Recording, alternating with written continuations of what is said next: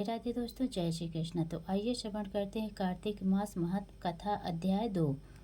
भगवान श्री कृष्ण आगे बोले, हे प्रिय, जब गुणवंती को राक्षस द्वारा अपने पति एवं पिता के मारे जाने का समाचार मिला तो वह विलाप करने लगी। हाँ नाथ, हाँ पिता, मुझको त्याग कर तुम कहाँ चले गए? मैं अकेली स्त्री तुम्हारे बिना अब क्या करूँगी? अब मेरे भोजन वस्त्र आदि की व्यवस्था कौन करेगा? घर में प्रेम पूर्वक मेरा पालन पोषण कौन करेगा? मैं कुछ भी नहीं कर सकती। मुझ विधवा की कौन रक्षा करेगा? मैं कहाँ जाऊंगी? मेरे पास तो अब कोई ठिकाना भी नहीं रहा। इस प्रकार विलाप करते हुए गुणवती चक्कर खाकर धरती पर गिर पड़ी और बेहोश हो गई। बहुत देर बाद जब उसे होश आया तो वह पहले की ही भांति करुण विलाप करते हुए शोक सागर में डूब गई। कुछ समय के पश्चात जब वह संभली तो उसे ध्यान आया कि पिता और पति की मृत्यु के बाद मुझे उनकी क्रिया करनी चाहिए जिससे उनकी गति हो सके। इसीलिए उसने अपने घर का सारा सामान बेच दिया और उससे प्राप्त धन से उसने अपने पिता एवं पति का श्राद्ध आदि कर्म किया।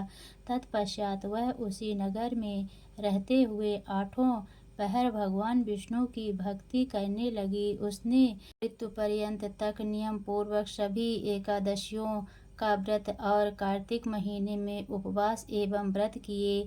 हे प्रिय, एकादशी और कार्तिक व्रत मुझे बहुत ही प्रिय है।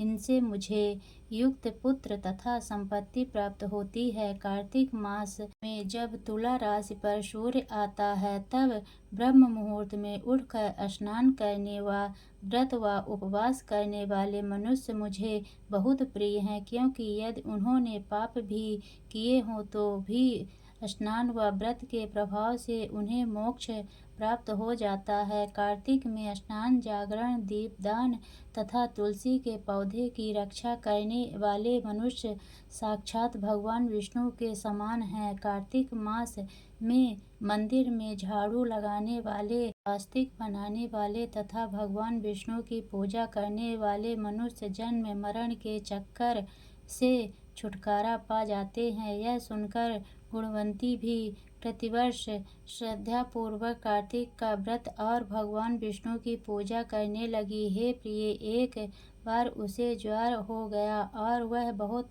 कमजोर भी हो गई। फिर भी वह किसी प्रकार गंगा स्नान के लिए चली गई। गंगा तक तो पहुंच गई परंतु शीत के कारण वह बुरी तरह से कांप रही थी। इस कारण वह शिथिल हो गई। तब मेरे दूत उसे मेरे धाम में ले आए। तत्पश्चात ब्रह्मा आदि देवताओं की प्रार्थना पर जब मैंने कृष्ण का अवतार लिया तो मेरे गण भी मेरे साथ इस पृथ्वी पर आए, जो इस समय यादव हैं। तुम्हारे पिता पूर्व जन्म में देवशर्मा थे तो इस समय शत्रचित्त है। पूर्व जन्म में चंद्र शर्मा जो तुम्हारा पति था वह डाकू है। और हे देवी, तू ही वह गुणवती है। कार्तिक व्रत के प्रभाव के कारण ही तू मेरी अर्धांगिनी हुई है। पूर्व जन्म में तुमने मेरे मंदिर के द्वार पर तुलसी का पौधा लगाया था। इस समय वह तेरे महलों के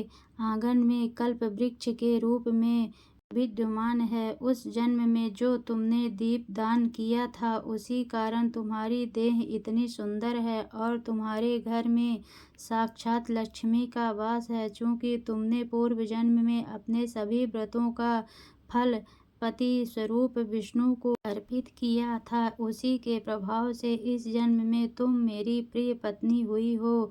पूर्व जन्म में तुमने नियम पूर्वक जो कार्तिक मास का व्रत किया था उसी के कारण मेरा और तुम्हारा कभी वियोग नहीं होगा।